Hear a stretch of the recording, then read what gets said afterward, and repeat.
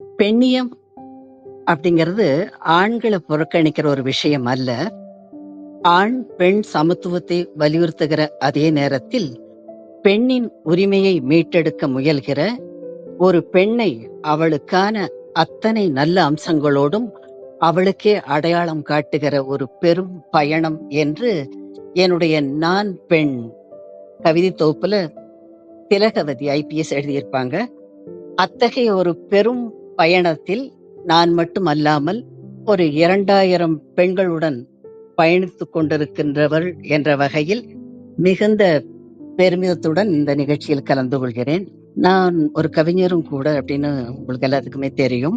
நேற்றுகள் இல்லாத வாழ்க்கையில் இடம் பிடிக்க அடம் பிடிக்கிறாய் அப்படின்னு கொஞ்ச நாளைக்கு முன்னால ஒரு கவிதை எழுதியிருப்பேன். இது படிச்ச உடனே பார்த்தா ஏதோ ஒரு காதலனிடம் காதலி சொல்கின்ற கவிதை மாதிரி இருக்கும். ஆனா உண்மையிலேயே என்னுடைய வாழ்க்கையினுடைய சராசரி தன்மை இல்லாத ஒரு நிலையை இந்த வரிகள் மூலமா நான் சொல்ல நினைச்சிருக்கேன்.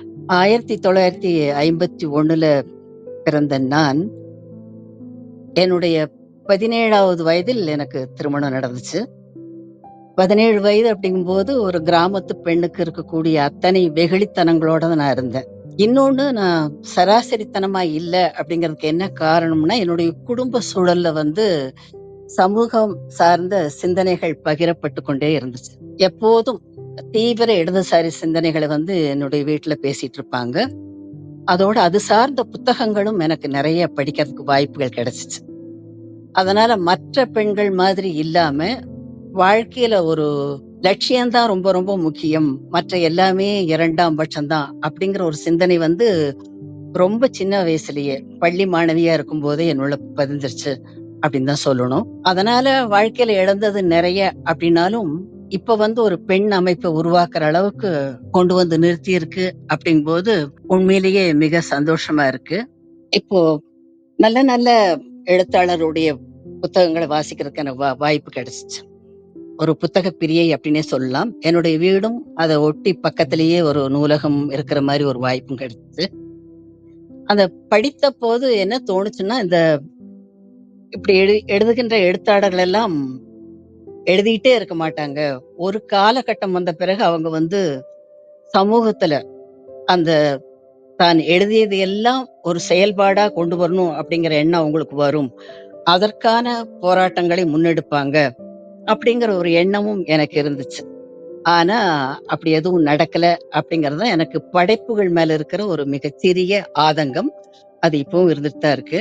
இப்ப பெண்ணிய சிந்தனைகள் கொண்ட கவிதைகள், இன்னொன்னு சமூகம் சார்ந்த கவிதைகள், இதுதான் நான் எழுதின கவிதைகள்ல முக்கியமான இடம் பிடிச்சிருக்கும். இந்த ஆண் பெண் வேறுபாடு அப்படிங்கிறது அந்த 17 வயதுல எனக்கு திருமணமான போது எனக்கு புரிய ஆரம்பிச்சிருச்சு. அதாவது அன்றைய காலகட்டத்துல 1969 ஒரு 50 ஆண்டுகளுக்கு முன்பு பெண்களுடைய நிலைமை இன்னும் மோசமா இருந்திருக்கும். ஒரு திருமணம் ஒரு சிறிய பெண்ணின் மீது ஏற்றி வைக்கிற சுமைகள் மிக அதிகமாகவே இருந்திருக்கும். எல்லா பெண்களும் அதை அனுபவிக்க தயாராக இருக்கும்போது சில பேர் மட்டும் அதை ஏற்றுக்க தயாரா இல்லாம இருப்பாங்க. சில பேர் புழுங்கி அதுலயே வேற வழி இல்லாம வாழ்ந்து முடிச்சிருவாங்க. ஆனா என்னை பொறுத்த மட்டும் அப்படி ஒரு வாழ்க்கை வேண்டாம். வாழ்க்கை அப்படின்னா அது ஒரு லட்சியபூர்வமான வாழ்க்கையா இருக்கணும் அப்படிங்கிற எண்ணம் இருந்தனால அந்த திருமண வாழ்க்கையில இருந்து நான் திமிரி வெளியில வரணும் அப்படின்னு நினைச்சேன். 10 ஆண்டுகளுடைய போராட்டத்துக்கு பிறகு அது நடந்துச்சு. ஆனா அப்படி நடக்கும்போது எனக்கு 2 குழந்தைகள், ஒரு பெண்ணும் ஒரு ஆணுமா. அதாவது வாழாத மனிதரையும் வாழ வைக்கும் சேயல்லவான்னு கண்ணதாசன் சொன்ன மாதிரி வாழ்க்கையில ஒரு பிடிப்பை கொடுத்த அந்த 2 பேரு. அதுக்கு முன்னாடி எனக்கு வாழ்க்கையே வேண்டாங்கிற எண்ணங்கள் கூட தோன்றி இருக்கு, சில தீவிரமான துன்பத்துக்கு ஆட்பட்ட நேரங்கள்ல. ஆனா குழந்தைகள் பிறந்த பிறகு அந்த மாதிரி எண்ணங்கள் நிச்சயமா வரவே இல்லை. ஏன்னா அவங்களுக்காக வாழணுங்கிற எண்ணம் எல்லா அன்னையரை போலவே எனக்கும் வந்துச்சு. வாழ்க்கையின் மீது ஒரு மிகப்பெரிய பிடிப்பு. ஒண்ணு என்னுடைய குழந்தைகள், இன்னொன்னு என்னுடைய லட்சிய வேட்கை. இப்படிதான் நாட்கள் போயிட்டு இருந்துச்சு. அப்புறம் இன்னொன்னே நான் பார்த்தேன் வாழ்க்கையில. நான் ரொம்ப ரொம்ப பார்த்த ஒண்ணு, இந்த ஆண்களுக்கான பிரிவிலேஜ். ஆண்களா பிறந்துட்டாலே அவங்களுக்கு இருக்கிற அந்த சில சலுகைகள், அது அறமற்ற சலுகைகள் அப்படின்னு தான் சொல்லணும். அத எந்த குற்ற உணர்வும் இல்லாமல் ஆண்கள் அனுபவிக்கிறத பார்த்தேன். அதே நேரத்தை பெண்ணா பிறந்த காரணத்துக்காகவே கூடுதல் சுமைகள். இன்னும் சொல்லப்போனா பெண்களுடைய வாழ்க்கையிலேயே நிறைய வலிகள் இருக்கு. அவங்களுக்கான வலிகள் இயற்கையே சிலவற்றை கொடுத்திருக்கு. அதையும் தாண்டி இந்த சமூகம் அவங்க மேல விதிச்சிருந்த அந்த கட்டுப்பாடுகள், இன்னமும் கூடுதலான சுமைகள், இவைகளெல்லாம் என்னால ஏற்றுக்கவே முடியல. அத நான் உணர்றதுக்கு காரணமா இருந்தது என்னுடைய புத்தக வாசிப்பு தான் அப்படின்னு சொல்லலாம். இன்னும் உதாரணத்துக்கு சொல்லணும்னா, அன்றைய ஆண்கள் எடுத்துக்கிட்டீங்கன்னா, அவங்களுக்கு எந்த மாதிரியான உரிமை இருந்துச்சுன்னா, கற்பு நெறி அப்படின்னா, ஒருவனுக்கு ஒருத்தி அப்படிங்கிற மாரி இல்ல. ஒருத்திக்கு ஒருவன் அப்படிங்கிறது நிலைநிறுத்தப்பட்டிருந்துச்சு. திருமணமான ஆணை கூட அன்றைய இலக்கிய உலகத்திலே ஆகட்டும், அல்லது அரசியல்வாதிகளாகட்டும், அல்லது எந்த ஒரு பிரபலமான ஆண்களுக்கும் அந்த தன்மை இருந்துச்சு. அது ஒரு கௌரவமா கூட அவங்க எடுத்துக்கிற அளவுக்கு 3 மனைவியர், அப்புறம் இன்னும் பெண்கள கூட வச்சுக்கிறது அப்படிங்கிற மாரி இருந்துச்சு. அதே நேரத்துல ஒரு பெண், அவள் விதவையா இருந்தாலும் சரி, ஆனால் கைவிடப்பட்டவளா இருந்தாலும் சரி, அல்லது விவாகரத்து பெற்று இருப்பவங்களா இருந்தாலும் சரி, அவங்களுக்கு இன்னொரு வாழ்க்கை அப்படிங்கிறத நினைத்து கூட பார்க்க கூடாது அப்படிங்கிற கட்டுப்பாடு இருந்துச்சு. இத கூர்ந்து கவனிச்ச நானும் அதுல பாதிக்கப்பட்டவ தானே. பெண் அப்படிங்கும்போது பெண்ணுக்கான உணர்வுகள் என்ன?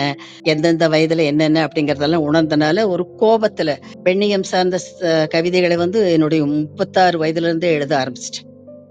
அதுல எழுதுனதுல ஒண்ணு எப்பவுமே பெண்கள ரொம்ப ஈர்க்கிற ஒரு கவிதையா இருக்கும். இப்ப நான் அத படிச்சு காட்டினா கூட அந்த பெண்கள் அத ரொம்ப விரும்பி ரசிக்கிற ஒண்ணா இருந்துச்சு. அது ஒரு நீண்ட கவிதை. அதுல ஒரு சில வரிகளை மட்டும் நான் உங்களுக்கு இங்க சொல்லணும்னு நினைக்கிறேன். பெண் 2 பேரை பார்த்து விட்டால் வேசி என்ற முத்திரை.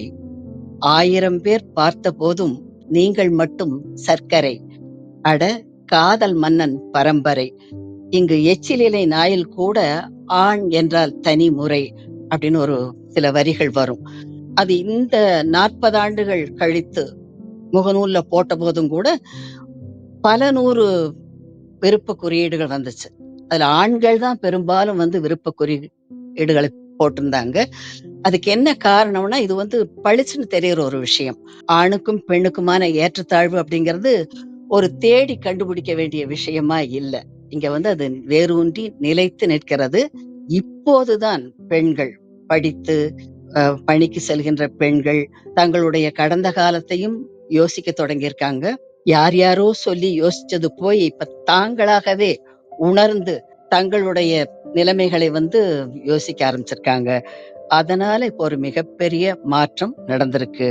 அந்த மாற்றத்தை இன்னமும் வேகப்படுத்துறதுக்காகத்தான் இந்த பெண் அமைப்பு அப்படிங்கிற ஒரு அமைப்பு தொடங்கப்பட்டு அது செயல்பட்டு வருது. இப்ப நான் நல்ல பெண்மணி அப்படிங்கிற ஒரு பத்திரிகையை 15 ஆண்டுகள் நடத்திட்டு இருந்தேன். அந்த பத்திரிகை என்னுடைய வாழ்வாதாரத்துக்காக நான் நடத்தின பத்திரிகை. நல்ல பெண்மணின்னு பெயர் டெக்ளரேஷன் வாங்குனது அது ஒரு பெண்ணுக்குரிய பத்திரிகையா நடத்தணும் அப்படிங்கிறது தான். ஆனா அன்றைய காலகட்டத்துல அது சாத்தியப்படாதனால அது ஒரு industrial and business Tamil monthly அப்படிங்கிற மாதிரி பெண்களால் நடத்தப்படுற ஒரு பத்திரிகையா அது நடத்தப்பட்டுச்சு. ஆனாலும் எனக்கு இருக்கிற அந்த லட்சிய தாகம் அத அன்றைய அரசியல் நடப்புகளுக்கான தலையங்கங்கள் எழுதுவதன் மூலமாகவும், பெண் சார்ந்த கவிதைகள் எழுதுவதன் மூலமாகவும், வேற சில பெட்டி செய்திகள் பெண்களுக்காக போடுறதன் மூலமாகவும் நான் அந்த பத்திரிகையை எனக்கு வடிகாலா பயன்படுத்திக்கிட்டேன். அப்புறம் அந்த பத்திரிகை துறை அப்படிங்கிறது உங்களுக்கு எல்லாம் தெரியும். மிக மிக வேலை வாங்கக்கூடிய ஒரு துறை. நிறைய உழைப்பை கொட்டணும். அப்படிப்பட்ட ஒரு துறையில 15 ஆண்டு காலம் தொடர்ந்து மாதா மாதம் இதழ் கொண்டு வந்ததே ஒரு பெரிய சாதனை தான். அதுக்கப்புறம் அந்த பத்திரிகை துறை நின்ன பிறகு நான் எழுதின அந்த கவிதைகள் எல்லாம் தொகுத்து நாங்கள் அவர்கள் அல்ல அப்படிங்கிற ஒரு கவிதை தொகுப்பு கொண்டு வந்தேன். அது முழுக்க முழுக்க பெண்ணியம் சார்ந்த கவிதைகளா இருந்துச்சு. அந்த கவிதைக்கு நிறைய வரவேற்பு இருந்துச்சு. தமிழகம் முழுக்க பாராட்டுதல்களை பெற்ற ஒரு கவிதை தொகுப்பா அது இருந்துச்சு. மிகச்சிறிய புத்தகம் தான். அன்றைய காலகட்டத்துல ரூ. 25 ஒரு 100 பக்கத்துக்குள்ளதான் இருக்கும். அதன் பிறகு நான் கவிதைகள் எழுதல. வாழ்வாதாரம் மீண்டும் குழந்தைகள் வளர்ற பருவத்தில் இருக்கனால அவங்க கல்லூரி போகும்போது அதற்கான செலவினங்களை எல்லாம் பார்க்கணுங்கிறனால ஒரு பள்ளி ஒண்ணு தொடங்கணும். அதுதான் இப்ப போரூர்ல இருக்கிற சன்பீம்ஸ் பள்ளி. அந்த பள்ளியிலயும் கவனம் செலுத்த வேண்டியதா இருந்துச்சு. அப்படியே போய் ஒரு பல ஆண்டுகளுக்கு பின்னால எனது மகளுக்கும் மகனுக்கும் திருமணமாகி என்னுடைய நோக்கம் திருமணம் பண்ணிக்கிறதோ குழந்தைகள் பெத்துக்கிறதோ அல்ல அப்படிங்கிறத நான் உங்களுக்கு ஏற்கனவே சொன்னேன். வாழ்க்கை வந்து ஒரு லட்சியத்துக்கானதா இருக்கணும். திருமணமாகட்டும், காதலாகட்டும், இது எல்லாமே 2வது பட்சம் அப்படிங்கிற சிந்தனையோடு இருந்த எனக்கு, இந்த குழந்தைகள் வளர்ப்பு வரைக்கும் எதையும் சிந்திக்க முடியாத ஒரு நிலைமை தான் இருந்துச்சு. ஆனாலும் எனக்குள்ள இருந்த அந்த லட்சிய தாகம் அப்படிங்கிறது அணையாம நீறு பூத்த நெருப்பாவே இருந்துச்சு. அதற்கான வாய்ப்பு இவங்க சொந்த கால்கள்ல நிக்கிற ஒரு சூழ்நிலை வந்தோனே கிடைச்சுச்சு. அந்த டைம்ல வந்து என்னுடைய மகன், அவருடைய பெயர் இளங்கோ. அவரு வந்து என்னோட ஒரு முகநூல் கணக்கு ஒண்ண உருவாக்கி, "இந்த இதுல நீங்க இணைஞ்சுக்குங்கம்மா. நீங்க நினைக்கிறதையெல்லாம் எழுதுங்க. ரொம்ப காலமா நீங்க எழுதுறத விட்டுட்டீங்க. என்ன தோணுதோ அதையெல்லாம் எழுதி பதிவு போடுங்க" அப்படின்னு சொல்லிட்டு என்ன ஒரு முகநூல் அக்கவுண்ட் ஓப்பன் பண்ணி குடுத்தாரு. அதுக்கப்புறம் தான் மீண்டும் என்னுடைய கவிதை எழுதுற அந்த பணி தொடங்குச்சு. 2016ல முகநூல்ல இணைந்து, அந்த ஆண்டினுடைய கடைசியிலேயே ஒரு 250 கவிதைகள் எழுதப்பட்டன முகநூல்ல. அது மிகச்சிறந்த வரவேற்பு பெற்றனால, அந்த கவிதைகளை எல்லாம் தொகுத்து நூல்களா வெளியிடணும் அப்படிங்கிற எண்ணம் வந்துச்சு. இன்னொன்னு வந்து என்னுடைய தங்கை லலிதா அப்படின்னு பெயர். அவங்க வந்து புதிய பெண்ணியம் அப்படின்னு ஒரு பத்திரிக்கை நடத்திட்டு இருந்தாங்க. அது பெண்ணியம் சார்ந்த ஒரு பத்திரிக்கை. நல்ல வலிமையான கருத்துக்களை சொல்லுகின்ற பத்திரிக்கையா அது இருந்துச்சு. இடையில இடையில நானும் அந்த பத்திரிக்கைக்கு கவிதைகள் எல்லாம் அனுப்பிச்சுட்டு இருந்தேன். அவங்க வந்து திடீர்னு மரணம் அவங்களுடையது. அதுக்கு மரணிக்கிறதுக்கு முன்னாடி ஒரு மாதம் முன்பு எனக்கு ஒரு நீண்ட கடிதம் எழுதியிருந்தாங்க. அந்த கடிதத்துல என்னுடைய வாழ்க்கைய பத்தியெல்லாம் குறிப்பிட்டு, அந்த வாழ்க்கைய வந்து நீ உன்னுடைய திருமணம் வந்து ஒரு நிறைய பெர்சனலாவும் சொல்லிட்டு, வாரம் ஒரு கவிதை நீ எழுதணும். ஆண்டுக்கு ஒரு கவிதை நூல் நம்ம வெளியிடணும். நானும் உன்னோட இணைஞ்சு அத செய்யணும் அப்படிங்கிற தன்னுடைய விருப்பத்த சொல்லியிருந்தாங்க. ஆனாலும் அவங்க மறைந்துட்டாலும், அவங்க சொன்ன அந்த ஆசையை நிறைவேற்றணும் அப்படிங்கிற எண்ணத்தோடவும் அந்த 3 கவிதை நூல்களை வெளியிட தயாரானேன். முகநூல் நண்பர்கள் நெறைய பேர் அதுல கலந்துக்கிட்டாங்க முதல் வெளியீட்டு விழாவுல. எழுத்தாளர் பிரபஞ்சன் வந்து அது 3 நூல்கள் எதுன்னா, ஒண்ணு வந்து ஆடவும் பள்ளு பாடவும். அது முழுக்க முழுக்க பெண்ணியம் சார்ந்த கவிதைகள். இன்னொன்னு வல்லூறுகளும் பூக்குட்டிகளும். அதுல வந்து எல்லா தரப்பான கவிதைகளும் இருக்கும்.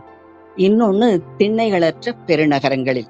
அது வந்து முழுக்க முழுக்க சமூகம் சார்ந்த கவிதைகள். இந்த 3 நூல்கள் வெளியீட்டு விழாவுல ஆடவும் பள்ளு பாடவும் நூலுக்கு பிரபஞ்சன் ஒரு அழகான முன்னுரை எழுதியிருந்தாரு. ஒரு 4 பக்க முன்னுரை. அதோட அந்த நூலை பற்றி அவர் விமர்சித்து அங்க பேசினாரு. அவ்வளவு ஒரு அருமையான பேச்சு.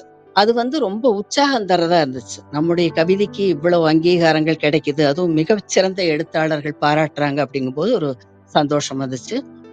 மீண்டும் 2017ல எழுதத் தொடங்கி, அந்த ஆண்டினுடைய இறுதியில இன்னொரு 3 கவிதை தொகுப்புகள் வந்துச்சு. ஒண்ணு வந்து கெட்ட போரிட்ட உலகுக்கு அஞ்சலி.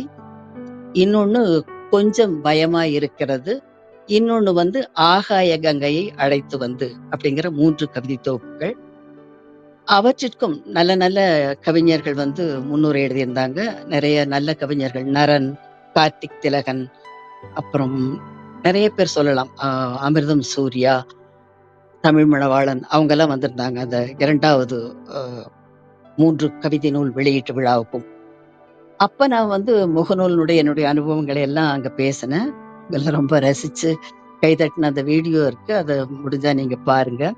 அப்புறம் 2018 இறுதியில வந்து மீண்டும் ஒரு 3 கவிதை நூல்கள். ஒண்ணு வந்து ஏகாந்த சிறுவாழ்வு, இன்னொன்னு வந்து வாசல் மழை, 3வது வந்து நான் பெண் அப்படிங்கிற ஒரு கவிதை தொகுப்பு. இந்த நான் பெண் கவிதை தொகுப்பு வந்து இந்த 10 கவிதை நூல்கள்லயும் நான் எழுதின பெண்ணியம் சார்ந்த கவிதைகளை எல்லாம் தொகுத்து ஒரு 200 கவிதைகள், 230 பக்கங்கள் வர்ற மாதிரி அந்த நூல் வந்துச்சு. அதுக்கு திலகவதி ஐபிஎஸ் அவங்க வந்து ஒரு அழகான முன்னுரை எழுதியிருந்தாங்க. நளினி தேவி முனைவர் அவங்களும் ஒரு முன்னுரை எழுதியிருந்தாங்க. அந்த புத்தகங்களும் நிறைய பேசப்பட்டுச்சு. நான் பெண் வந்து எனக்கு ஒரு புதிய திறப்பு, ஒரு புதிய ஒரு அறிமுகத்தை முகநூல் நண்பர்கள் மத்தியில கொடுத்துச்சு அப்படின்னு தான் சொல்லணும். ஆனா இப்படியே கவிதைகள் எழுதிட்டு இருந்தாலும் எனக்குள்ள அந்த ஒரு பெரிய திருப்தி, நம்ம செய்யறோம், பாராட்டுக்கள் கிடைக்குது, இடையில பல விருதுகள் கிடைச்சுச்சு. அது எதுவுமே மனச தொடல. ஏன்னா, வாழ்க்கைய நான் வந்து சின்ன வயசுல அப்படி புரிஞ்சுக்கல. இப்படியே பேசிட்டு இருக்கிறது, எழுதிட்டு இருக்கிறது, அதுக்கான அங்கீகாரம் வாங்குறது, விருதுகள் வாங்குறது, இதுதான் வாழ்க்கை அப்படின்னு நான் நெனச்சதே இல்ல. நம்ம பிறந்து வாழ்ந்துட்டு இருக்கிற இந்த சமூகத்துக்கு ஏதாவது செய்யணும் அப்படிங்கிறது தான் என்னுடைய சின்ன வயசு முதற்கொண்டு அந்த எண்ணம் இருந்துட்டே இருந்துச்சு. அதனால இது வந்து ஒரு மறைமுகமா ஒரு ஒவ்வாமை உருவாக்குச்சு அப்படின்னு தான் சொல்லணும். புத்தகங்கள் வெளியிடுறதும், அதுக்கான வெளியீட்டு விழா நடத்துறதும், அதுல வந்து என்ன வந்து முகநூல் நண்பர்கள் பாராட்டுறதும், இது எல்லாத்துலயுமே மனம் ஒட்டாம, இதெல்லாம் நம்ம செய்ய வேண்டியது. இதற்கு அடுத்த கட்டம் ஒண்ணு இருக்கு அப்படிங்கிறது தோணுச்சு. அதை வந்து என்னுடைய கடைசி 3 நூல்கள் வெளியீட்டு விழாவில் நான் பேசினேன். என்னுடைய ஏற்புரையிலேயே சொன்னேன். அதாவது இங்க வந்து அந்த 3வது நூல்கள் வெளியீட்டு விழாவுல 3 நூல்கள் வந்துச்சு இல்லையா? அதுல வந்து ஆரூர் தமிழ்நாடன், பிருந்தா சாரதி, சுந்தரவள்ளி, சுசீலா, அப்புறம் கருப்பன்பரசன் அப்படி நெறைய அ ஒரு அறிவு சார்ந்த நெறைய நபர்கள் வந்திருந்தாங்க. அவங்கலாம் பேசும்போது ஒரு வார்த்தைய சொல்லிட்டு, "இதுல ஒரு அரசியல் இருக்கு. இதுல ஒரு அரசியல் இருக்கு. அத புரிஞ்சுக்கணும்." அப்படிங்கிற மாரி சொல்லிட்டே இருப்பாங்க. என்னுடைய ஏற்புரை நேரம் வந்தபோது நான் சொன்னேன், "நீங்க சொல்ற இந்த அரசியல் பற்றியெல்லாம் எனக்கு எதுவும் தெரியாது. ஆனா எனக்கு முன்னால நான் யோசிக்கிற அரசியல் வந்து 2டே 2. ஒண்ணு வந்து இன்றைய நம்மை ஆட்சி செய்துகிட்டு இருக்கின்ற அரசியல். அதற்கு நான் வச்சிருக்கிற பெயர் வந்து ஆண் அரசியல். ஆணின் சாயலோடு, ஆண் முகத்தோடு இருக்கின்ற அரசியல். இன்னொன்னு வந்து எதிர்காலத்துல சாத்தியமாகக்கூடிய ஒரு உன்னத அரசியல். அது வந்து பெண் அரசியல். அது பெண்கள் முன்னெடுக்க தகுந்த ஒரு அரசியல். பெண்மையின் குணங்களோடு இருக்கக்கூடிய அரசியல். அப்படிதான் எனக்கு தெரியும். மற்றபடி இந்த இன்றைய அரசியல்ல வந்து எனக்கு ஆர்வமும் இல்ல. அத பத்தின அக்கறையும் இல்ல. அது குறித்த ஒரு நல்லெண்ணமும் இல்ல அப்படின்னு சொன்னேன். வந்திருந்த அத்தனை பேர் நிறைய பெண்கள் வந்திருந்தாங்க. 3வது புத்தக வெளியீட்டு விழாவுல. ஏன்னா, என்னுடைய கவிதைகள் பெரும்பாலும் முகநூல்ல எல்லாமே பெண் சார்ந்து இருக்கறனால, அந்த மாரி வந்தாங்க. அவங்க எல்லாமே அதை கைதட்டி ஊக்குவிச்சாங்க. அதனால அடுத்து வந்து இனி புத்தக வெளியீடு அப்படிங்கிறது கிடையாது. எழுதுவதையும் நிறுத்தப் போறேன். சமூகத்திற்காக செயல்கள் செய்யற ஒரு ஏதாவது செய்யணும். அதுவும் பெண்கள் செய்யறதா இருக்கணும் அப்படிங்கிற எண்ணத்தோட, பெண்களுக்கான ஒரு பிரத்யேக கூட்டத்தை வெகு விரைவில நான் நடத்துவேன். அதுல நீங்கலாம் கலந்துக்கணும். அதன் பிறகு உங்கள் பகுதிகள்ல நீங்களும் நடத்தணும் அப்படின்னு சொன்னேன்.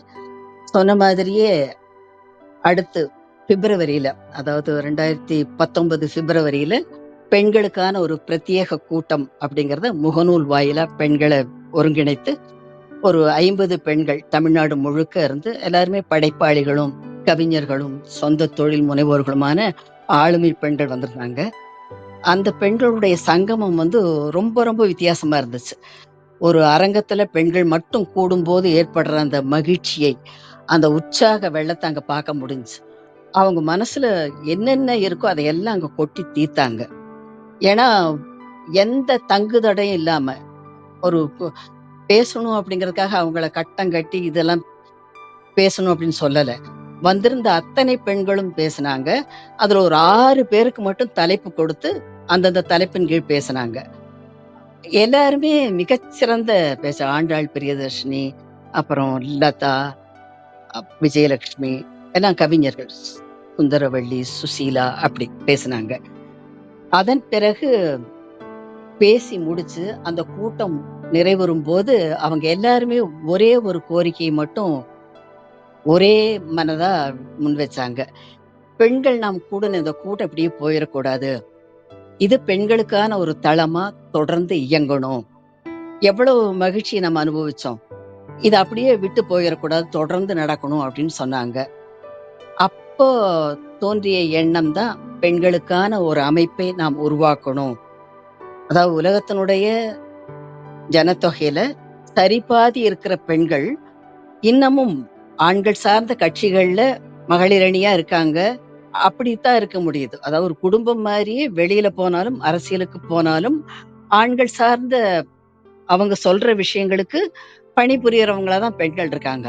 அப்படி இல்லாம பெண்களே இருக்கின்ற, பெண்களே தீர்மானிக்கின்ற, பெண்களே முன்னெடுக்கின்ற, பெண்களாலேயே யோசிக்கப்பட்டு செயல்படுத்தப்படுகின்ற நிகழ்வுகள் நடக்கின்ற ஒரு பெண் அமைப்பு தேவை அப்படின்னு முடிவு பண்ணி 3/3/2019 சென்னை சன்பீம்ஸ் பள்ளி போரூர்ல இருக்கிற என்னுடைய அந்த பள்ளி வளாகத்துல பெண் அப்படிங்கிற ஒரு மிக எளிமையான பெயரை தேர்ந்தெடுத்து என்னென்னமோ யோசிச்சோம்.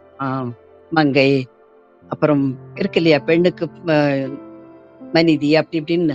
அது எதையும் வேண்டாம். நம்ம ரொம்ப எளிமையாவே நம்முடைய பயணத்தை தொடங்குவோம். ஏன்னா இந்த பெண் அமைப்பு வந்து அத்தனை தரப்பு பெண்களும் இணையற ஒண்ணா இருக்கும். படித்தவர்கள் மட்டும், வசதியானவர்கள் மட்டும், அந்தஸ்து கொண்டவர்கள் மட்டும் அப்படி இல்லாம அத்தனை தரப்பு பெண்களும் பெண் அப்படிங்கிற ஒரே காரணத்துக்காக இணையற ஒரு அமைப்பா இருக்கணும் அப்படிங்கறனால மிக எளிமையா பெண் அப்படிங்கிற அந்த பெயரை தேர்ந்தெடுத்து அத உருவாக்கணும். அந்த 25 பெண்கள் கொண்டு தொடங்கப்பட்ட அந்த அமைப்பு இப்ப 2000 பெண்களுடன் தமிழகம் முழுக்க தனது உறுப்பினர்களை கொண்டு இயங்கிட்டு இருக்கு அப்படிங்கிறது மிக மிக ஆச்சரியமான விஷயம். பெண் தொடங்கும் போது எனக்கு அப்படி ஒரு நம்பிக்கை இல்லைன்னு தான் சொல்லணும். ஏன்னா என்னுடைய புரிதலோட நான் சொல்றத புரிஞ்சுகிட்டு பெண் அரசியல், பெண்களால், பெண்மையுடன் அப்படிங்கறத நம்முடைய இலக்கு அப்படின்னு சொல்லும் போது எத்தனை பெண்களால் அதை புரிஞ்சுக்க முடியும் அப்படிங்கிற எண்ணம் இருந்துச்சு. ஆனா அப்படி நடக்கல. கொஞ்ச நாள்லயே பல 100 பெண்கள் அதை புரிஞ்சுகிட்டு அத பெண் அரசியல் அப்படிங்கறத பேச தொடங்கினாங்க. அது மிக மிக ஒரு ஆச்சரியகரமான விஷயம். அதாவது பெண்களுக்குள்ள கனன்றுட்டு இருக்கிற அந்த தீ எங்க பற்றிக்கலாம், எப்படி தன்னை வெளிப்படுத்தலாம் அப்படின்னு காத்துட்டு இருந்ததை அந்த பெண் அமைப்பின் மூலமா நான் பார்த்தேன். 2019 தொடங்கப்பட்ட பெண் அமைப்பு ஓராண்டு தன்னுடைய பெயரை நிலைநிறுத்தணும் அப்படிங்கிறதுக்காக சமூக நலப்பணிகளை நிறைய ஈடுபட்டு, அதாவது அரசு பள்ளி மாணவர்களுக்கு ஆங்கில வகுப்புகள் எடுக்கிறது, அரசு பள்ளி தமிழகம் முழுக்க இருக்கிற அரசு பள்ளிகளுக்கு போட்டிகள் நடத்தி அவங்களுக்கு பரிசுகள் கொடுக்கறது, அப்படி நிறைய சமூகம் சார்ந்த விளிம்பு நிலை பெண்களுக்கு உதவுறது, அவங்கள போய் நேர்ல சந்திச்சு பேசுறது, இப்படியான செயல்களை செஞ்சுட்டு இருந்தது ஓராண்டு. அதுல திருப்தியா தான் இருந்துச்சு.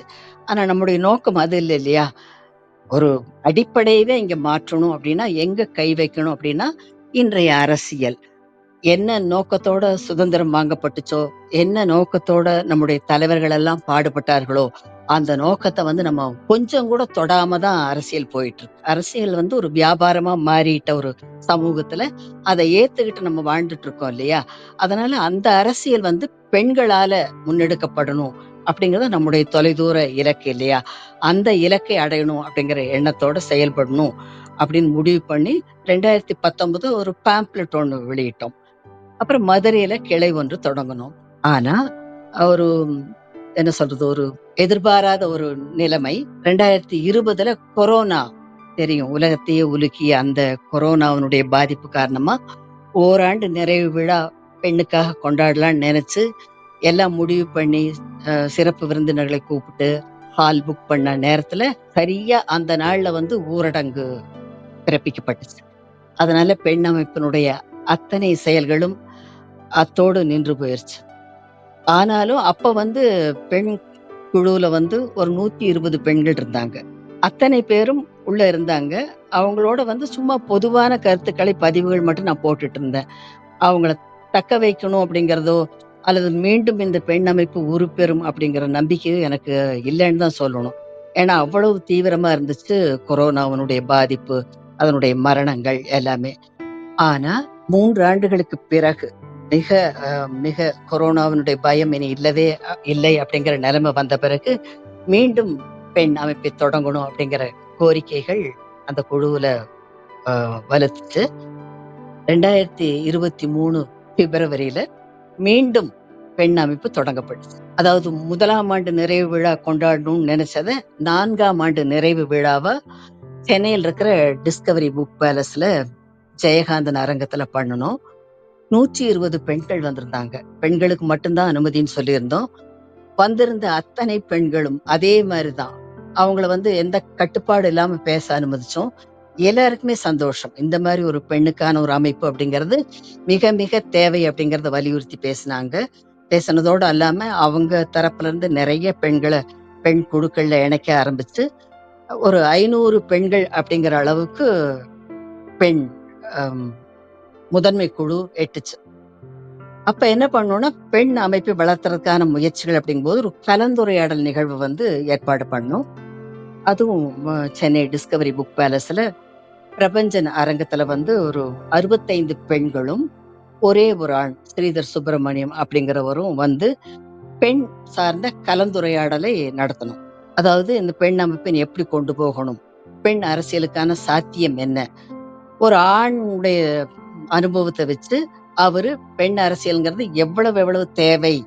அது வரும்போது இந்த உலகம் எப்படிப்பட்ட ஒரு மாற்றத்துக்கு ஆளாகும்? அப்படிங்கிறத எல்லாம் அவரு பேசினாரு. ஒரு ஆணாக இருந்து கொண்டு அவர் பேசினது அவ்வளவு மிக சிறப்பான உரையாடலா இருந்துச்சு. எப்போதுமே அதாவது பெண்ணை பொறுத்த மட்டில நான் முகநூலுக்கு போன புதுசுல பாத்தீங்கன்னா, பெண்களுடைய எந்த ப்ரொஃபைல் பார்த்தாலும் அதுல அவங்களுடைய படங்கள் இருக்காது. அதுக்கு பதிலா அவங்களுடைய கண்கள் மட்டும் இருக்கும். அல்லது பூக்களினுடைய படம் இருக்கும். அல்லது வேற ஏதாவது அவங்களுடைய குழந்தைகள் படம் கூட வைக்க மாட்டாங்க. அதுக்கும் கூட ஒரு பயம் இருக்கும். அப்ப நான் 2016ல போன உடனே ஒரு மிக நீளமான பதிவு போட்டேன். இன்னொன்னு அதுக்கு என்ன காரணம்னா, ஒரு தன்னுடைய ஆபாச புகைப்படம் மார்ஃபிங் பண்ணி வந்தனால ஒரு பெண் தற்கொலை பண்ணிக்கிட்டாங்க. அப்படிங்கிறது முகநூல்ல பரவலா பேசப்பட்டுச்சு. அப்ப காவல்துறையை சார்ந்தவங்களே பெண்களே நீங்க உங்க புகைப்படத்த தவறி கூட போடாதீங்க முகநூல்ல. அது உங்களுக்கு ஆபத்தை விளைவிக்கும் அப்படிங்கிற மாரி பேசுனாங்க. என்னுடைய முகநூல் நண்பர்களே. அப்பதான் எனக்கு தோணுச்சு, இது மிகப்பெரிய அநீதி. காலங்காலமா ஒடுக்கி வைக்கப்பட்ட பெண்கள் இப்போதுதான் சோசியல் மீடியாக்கள் எல்லாம் வெளியில வர ஆரம்பிச்சிருக்காங்க. தங்களுடைய ஆதங்கங்களை பற்றி பேசுறாங்க. தங்களுடைய படைப்பு திறமைகளை காட்டுறாங்க. அதுக்கான ஒரு தளமா இருக்கும் இந்த முகநூல்ல ஆண்கள் முகம் காட்டலாம், படங்கள் போடலாம். பெண்கள் போடக்கூடாது அப்படிங்கிறது அப்படி ஏற்றுக்கொள்ளக்கூடாது. அப்படியே ஒரு ஆணுடைய தவறுனாலேயோ, ஒரு அநாகரிக செயல்னாலேயோ ஒரு பெண் தற்கொலை பண்ணிட்டா கூட, அந்த பெண் விக்டிம். பெண் ஆக்சுவலா அப்படி தற்கொலை பண்ணிக்கிறதுக்கான நியாயமே கிடையாது. அப்படிங்கிறது ஒரு மிக நீளமான பதிவு போட்டுட்டு, கடைசியா என்ன சொல்லியிருந்தேன்னா, அந்த பொன்னகரம் சிறுகதை படிச்ச அந்த பாதிப்பு எனக்கு இருந்துச்சு. புதுமை பித்தனுடைய சிறுகதை. நீங்களும் படிச்சிருப்பீங்கன்னு நினைக்கிறேன். படிக்கலைன்னா அத வாங்கி படிங்க. அதாவது தன்னுடைய கணவனுடைய உடல் நிலை ரொம்ப மோசமாகும்போது, எங்கேயுமே உதவிகள் கிடைக்காத போது, அந்த பெண் என்ன செய்வான்னா, தன்னுடைய கணவனை காப்பாத்துறதுக்காக ஒரு நாள் வேறொரு ஆணோடு கூட இருந்து, அவங்கிட்ட வாங்குற பணத்துல கணவனுக்கு கஞ்சி காய்ச்சி குடுக்கறதா இருக்கும். அதத்தான் அவரு புதுமை பித்தன் ஒரு சிறுகதையா எழுதி, "கற்பு கற்புன்னு சொல்றீங்களே, இதுதான்ப்பா பொன்னகரம்" அப்படின்னு சொல்லியிருப்பாங்க. அதை நான் நினைவுல வச்சுட்டு சொன்னேன், இந்த உலகத்தினுடைய ஏதோ ஒரு மூலையில, ஏதோ ஒரு பெண் தன்னுடைய வயிற்றுக்காக தன்னுடைய உடலை விற்று பிழைக்க வேண்டிய ஒரு நிலைமை இருக்க வரைக்கும், நம்ம எல்லாருமே அத்தனை பெண்களுமே ஆடை கட்டிய அம்மணங்கள் தான். அதனால அம்மணம்ங்கிறது விரசமானதோ, அல்லது அதற்காக தற்கொலை பண்ணிக்கணுமோ அப்படிங்கிற அவசியமோ இல்ல அப்படின்னு பதிவு போட்டிருந்தேன். அந்த பதிவுக்கு நிறைய ஒரு 500 பேர் விருப்ப குறியீடுகளும், நிறைய கமெண்ட்ஸ் வந்துருச்சு பாராட்டி. அதுல நிறைய ஆண்கள் தான் இருந்தாங்க அப்படிங்கிறத நான் சொல்ல விரும்புறேன். அதனாலதான் சொல்றேன், ஆண்கள் எப்போதுமே, அதாவது சிந்திக்க தெரிந்த ஆண்கள் எல்லாமே பெண்களுக்கு மகுடம் சூட்டி விடுறதுக்கு, அதாவது தகுதியுள்ள பெண்களுக்கு அவங்க எப்பவுமே தயங்கினதில்ல. அது என்னுடைய சொந்த வாழ்க்கையில நான் பார்த்திருக்கேன். ஆண்களுடைய நடைமுறை பிசகுகளுக்கு கூட காரணம் ஒரு வரலாறு அப்படி வந்துருச்சு. அப்படித்தான். அதனாலதான் பெண் அமைப்பு எப்பவுமே ஆண்கள குறை சொல்றதில்ல. நடந்து முடிஞ்ச எல்லாமே நல்லதா இல்ல அப்படிங்கிறது உண்மைதான். ஆனா அத குறை சொல்லிட்டு, அத பத்தின வாத விவாதங்கள் பேசிட்டு நம்ம நேரத்த ஓட்டக்கூடாது. இனி என்ன செய்யணும்? இப்ப பெண்கள் அரசியலுக்கு வந்தால், அந்த அரசியல் முற்றிலும் வேறானதா இருக்கும் அப்படிங்கிறது நமக்கு தெரியுது. அந்த வித்தியாசத்தை கொண்டு வரும்போது, இந்த நாடு, இந்த உலகம் எப்படிப்பட்டதா இருக்கும் அப்படிங்கிறத ஆண், பெண் இரு பாலருக்குமே புரிய வைக்க வேண்டும். இளைய தலைமுறைக்கு அது சொல்லித் தரணும் அப்படிங்கிறது தான் பெண் அமைப்பினுடைய நோக்கமா இருக்கு. அத நம்ம சரியா தான் செஞ்சுட்டு இருக்கோம் அப்படின்னு நினைக்கிறேன். இப்ப ஆண்களுக்கும் இப்ப பெண் அரசியல பத்தி பேசும்போது ஆண்களுக்கும் சில விஷயங்கள் உரைக்குது. இவங்க சொல்றதெல்லாம் உண்மைதானே! அத நம்ம தெரியாம தானே இருந்திருக்கோம். வீரம்ங்கிற பெயர்ல கடந்த காலங்கள்ல நம்ம செஞ்சதெல்லாம் என்ன?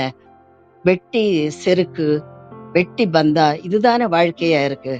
இப்ப 21ஆம் நூற்றாண்டினுடைய அந்த காலகட்டத்துல வாழ்ந்துட்டு இருந்தாலும் நம்முடைய நடைமுறைகள் எல்லாம் நாகரிகமா இருக்கா? வாழ்க்கைக்கு தேவையில்லாத எத்தனை நம்ம சுமந்துட்டு இருக்கோம். இப்ப மதங்களின் பெயரால் சாவுகள் நடக்கக்கூடிய ஒரு சமூகம் தான் இன்னைக்கு இருக்கு.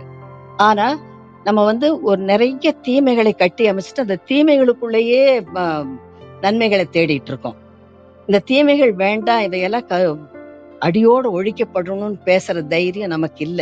ஏன்னா, பெரும்பான்மை மக்களுக்கு அந்த புரிதல் இல்ல. இப்ப நம்மள மாரி புரிஞ்சுகிட்டவங்க என்ன சொல்வோம்? மதங்களே இங்க தேவையில்லை அப்படின்னு சொல்லுவோம் இல்லையா? மனிதர்களை பிரிக்கின்ற மதங்களுக்கு இங்க வேலையே இல்லன்னு சொல்லுவோம். ஆனா சொன்ன உடனே கேட்கிற மாதிரியா இங்க இருக்கு நிலைமை? அப்போ இந்த எண்ணத்தை மனிதர்களுக்குள்ள உருவாக்கணும். அடிப்படையவே தகர்க்கணும். இவங்களோட கட்சிகள்னாலும் பிரிவினை, மதங்கள்னாலும் பிரிவினைகள். 2 பேர் சந்திச்சா அங்கேயும் ஒரு பிரிவினை. மற்றவர்கள பத்தி ஒரு வெறுப்பு பிரச்சாரம் பேசுறதுல ஒரு ஆர்வம். இப்படி குணநலன்கள்லயும் நிறைய கேடுகள் இருக்கு. இதையெல்லாம் எங்க கை வச்சா மாத்த முடியும் அப்படின்னு பெண் யோசிச்சதனுடைய விளைவுதான் கல்வி. மிக முக்கியமான அடிப்படையான கல்வி இங்கு மாற்றப்படணும். சின்ன வயசுலேயே குழந்தைகளுக்கு மனிதாபிமானம் கற்றுத்தரணும். பூகோளம், சரித்திரம் இது எல்லாவற்றையும் விட இது எல்லாம் கத்துக்கிட்டு ஒரு தேர்ந்த ஒரு அதிகாரியாவோ அல்லது ஒரு ஆளுமையாகவோ அவங்க வெளியில வர்றதை விட மனிதாபிமானம் கற்றுக்கொண்ட நல்ல மனிதர்களாக அவங்க இந்த சமூகத்துக்கு வர்றதுதான் மிக மிக முக்கியமானது அப்படிங்கறத பெண்கள் கருத்துல கொண்டு தங்களுக்கான மொழியில பெண்களுக்குன்னு ஒரு மொழி இருக்கு, நாகரிகமான மொழி, அவங்களுடைய வழி அதுவும் அப்படிதான். ரொம்ப கருணையுடன் கூடிய வழி. ஒரு குற்றம் நடக்குதுன்னா அந்த குற்றவாளிக்கும் சேர்த்தி பெண்கள் யோசிப்பாங்க.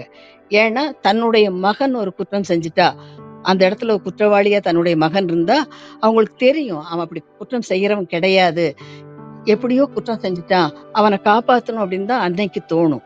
அதே மாதிரிதான் இந்த சமூகத்தினுடைய அத்தனை மனிதர்களும் குற்றம் செய்யறதுக்கு விரும்புறது இல்ல. ஆனா அந்த சமூக சூழ்நிலை அவங்கள குற்றவாளி ஆக்குது. அதுக்கு நம்ம இன்னும் ஒரு மாற்று வழியை கண்டுபிடிக்கவே இல்லை. என்ன காரணம்னா மனிதர்கள் காட்டு மிராண்டிகளா வாழ்ந்தவங்க. நர மாமிசத்தை பச்சையா சாப்பிட்ட ஒரு காலம் இருக்கு. வேட்டையாடி பச்சை மாமிசங்களை உண்டது, மனிதர்களுக்கு மனிதரை அடித்து கொண்டது. அதனுடைய அடுத்த கட்டமா அரசர்கள் அவங்களுடைய தனித்த உணர்வுகளுக்காக, தனித்த சிந்தனைகளுக்காக, தனித்த கௌரவத்துக்காக போர்கள் நடத்தினது. இப்படியான ஒரு உலகம்.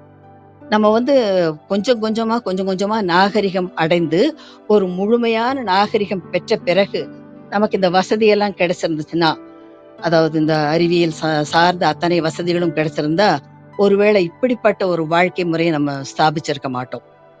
போர்களுக்கு நம்ம அனுமதி கொடுத்திருக்க மாட்டோம். உலகத்துல வர்ற அத்தனை வருவாயில பெரும்பகுதி போர்களுக்காகவே செலவிடப்படுது அப்படிங்கிறது உங்களுக்கு தெரியும். அதுல ஒரு 2% நம்ம மிச்சப்படுத்தினா கூட உலகத்தினுடைய அத்தனை மக்களுக்கும் கல்வி கொடுக்க முடியும். ஒரு 2% மிச்சப்படுத்தினா அத்தனை பேருக்கும் நல்ல குடிநீர் கொடுக்க முடியும் அப்படின்னு ஒரு புள்ளி விவரம் சொல்லுது. அது எதுவுமே இல்லாம வாழ்க்கையை சிதைச்சிட்டு ஒரு சிலர் மட்டும் வசதியா வாழவும், ஒரு 90% மக்கள் எப்போதும் துயரத்திலேயே வாழ்ந்துட்டு இருக்கிறதையும், ஒரு பிணம் விழுந்து கிடக்கிற வீட்டிலேயே ஒரு விழா கொண்டாடுற மாதிரி, ஒரு பக்கம் வசதி இல்லாத கோடிக்கணக்கான மக்கள், இன்னொரு பக்கம் அவங்கள பத்தி எந்த சிந்தனையும் இல்லாத இன்னொரு கூட்டம். இப்படிதான் மனிதர்கள் இருக்காங்க. இது நாகரிகம் கிடையாது. நம்முடைய நாகரிகம் இப்ப எப்படி இருக்குன்னா, நல்ல உடை அணிஞ்சுக்கிறோம். அதுல நாகரிகம் இருக்கு. நிறைய உறைவிடங்களை நவநாகரிகமா ஏற்படுத்திக்கிட்டோம். அதுல நாகரிகம் இருக்கு. பேசுறது ஆங்கிலம், அந்த மொழி, இந்த மொழி, வெளிநாடுகளுக்கு போறது, எல்லா வகையிலும் நாகரிகம் இருக்கு.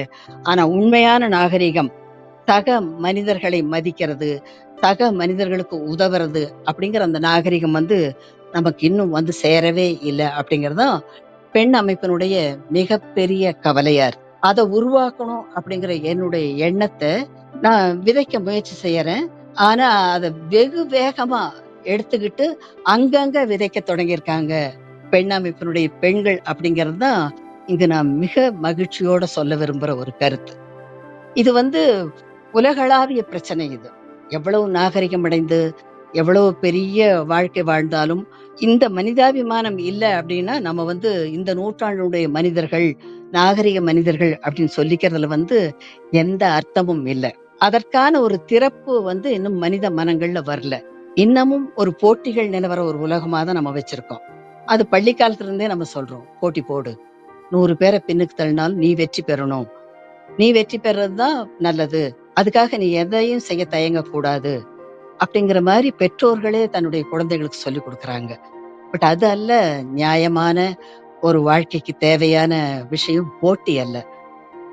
என்ன மாரி சொல்லிக் குடுக்கணும்னா, சக மனிதர்களை நம்ம நேசிக்கணும். உன்னுடைய வெற்றி முக்கியம் அல்ல. நம்ம ஒட்டுமொத்தமா அத்தனை மனிதர்களும் வெற்றி பெறணும். இந்த நூற்றாண்டாகியும் பல போர்களை கண்டுட்டோம், புரட்சிகள பார்த்துட்டோம். எல்லாமே கொலைகள் நடந்த விஷயங்களா தான் இருக்கு. அதாவது ஒரு நல்ல எண்ணத்தோட ஒரு சித்தாந்தம் வந்துச்சுன்னா, அந்த சித்தாந்தத்தின் அடிப்படையில இங்க நிறைய கொலைகள் தான் நடந்திருக்கு. போர்கள் அப்படிங்கிற பெயர்லயும் ஒரு நாட்டினுடைய ம், பாதுகாப்புக்காக இன்னொரு நாட்டின் மீது போர் தொடுத்தாலும் அந்த நியாயம் நியாயமா இருந்தாலும் கொலைகள். ஆனா மனிதன் ஒண்ணே ஒண்ண மட்டும் சிந்திக்கணும். வாழ்க்கை நம்ம வாழ பிறந்தமா, பிரச்சனைகள் உருவாக்கி ஒருத்தருக்கு ஒருத்தர் அடிச்சு சாக பிறந்தமா அப்படிங்கிற அந்த சிந்தனையே இன்னும் மனிதர்களுக்கு வரல அப்படிங்கிறது தான் மிகப்பெரிய சோகம். அதை நம்ம கத்துக் கொடுக்க வேண்டிய இடத்துல அன்னையராகிய நாம் இருக்கோம். ஏன்னா நமக்கு தான் தெரியும். நம்ம பெற்று வளர்த்து ஆளாக்கின குழந்தைகள் போரின் பெயராலோ, புரட்சியின் பெயராலோ, போராட்டங்களின் பெயரிலோ கொல்லப்படுவதை எந்த அன்னையும் விரும்ப மாட்டாங்க. ஆனா இவங்களுக்கு இப்படிதான் பாடம் எடுக்கப்பட்டிருக்கு. புறநானூற்றுல போனீங்கன்னா, ஒரு 5 வயது குழந்தைக்கு தலை சீவி, பூ வைத்து, எண்ணெயெல்லாம் போட்டு அலங்கரிச்சு, கையில வாள குடுத்து போருக்கு அனுப்புற அன்னை. அவன் நெஞ்சில வேல் பாய்ந்து செத்து கிடந்தா அன்னை பெருமிதம் அடைகிறாள். அப்படின்னெல்லாம் நிறைய இலக்கியங்கள் வாயிலாகவும், இதிகாசங்கள் வாயிலாகவும், இன்னும் என்னென்னவோ குப்பைகள் வாயிலாக வேண்டாத்தனங்களை இங்க நிறைய கொட்டி வச்சிருக்காங்க. அத கண்மூடித்தனமா பின்பற்றற மந்தைகளா மனிதர்கள் இருக்கோம். அதிலிருந்து ஒரு புதிய திறப்பு வரணும், புதிய சிந்தனைகள் வரணும். அதை பெண்கள் நம்ம உருவாக்கணும் அப்படிங்கறதுதான் பெண் அமைப்பு தன்னுடைய ஒரு நோக்கமா கொண்டிருக்கு. இப்ப பெண்கள் பெண்கள் அப்படின்னு சொல்றதுனால பெண் அமைப்பு பெண்களுக்கானதாக மட்டும் இல்ல அப்படிங்கிறது நம்மோட நெருங்கி பழகுற எல்லாருக்குமே புரியும்.